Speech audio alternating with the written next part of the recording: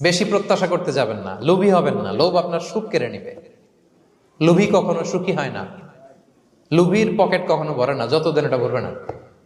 লোভী হব আমরা না।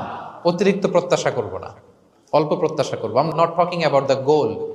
গোল should be bigger and higher, but I am talking about expectation. বেশি এক্সপেক্ট করা ভালো না। খুব প্রত্যাশা নিয়ে রাখছেন, কিছু পান নাই, দেখবেন যে কষ্ট লাগবে, ঠিক কিনা? আর কোনো এক্সপেকটেশন নাই, এরপরে যেটা পাবেন ওইটাই লাভ। যেটা পাবেন ওইটাতেই ভাল লাগে, সুখ লাগে। এজন্য এক্সপেকটেশন যেন বড় না হয়। বেশি খাই যেন না করি।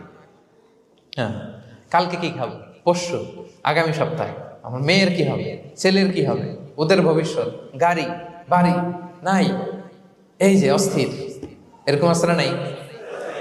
আজকের জন্য বাঁচুন, আজকের জন্য বাঁচুন, কারণ আগামীকালের তো জন্মই হয়নি। আগামীকালের জন্ম হয়েছে, এটা কি আজকে না আগামীকাল? আজকে হ্যাপি হন, আজকের জন্য বাঁচেন, আজকের জন্য প্ল্যান করেন। আগামীকালের তো জন্মই হয় নাই। কালকে সকালে সানরাইজের পরেই না আগামীকালের জন্ম গ্রহণ হবে, ঠিক কিনা বলেন? তাহলে প্রত্যাশা কমান, হ্যাপি হবেন আপনি। ইমাম গাজালি রাহিমাহুল্লাহ একটা চমৎকার কথা বলতেন। উনি বলতেন, তোমার রিজিকে যা আছে এটা 2 পাহাড়ের মাঝখানে থাকলেও এটা তুমি পাবা। আর যেটা তোমার রিজিকে নাই, ওইটা অনেক দূর থেকে আনার পরেও হাত দিয়ে নিয়ে 2 ঠোঁটের মাঝখানে রাখলেও ওটা পড়ে যাবে।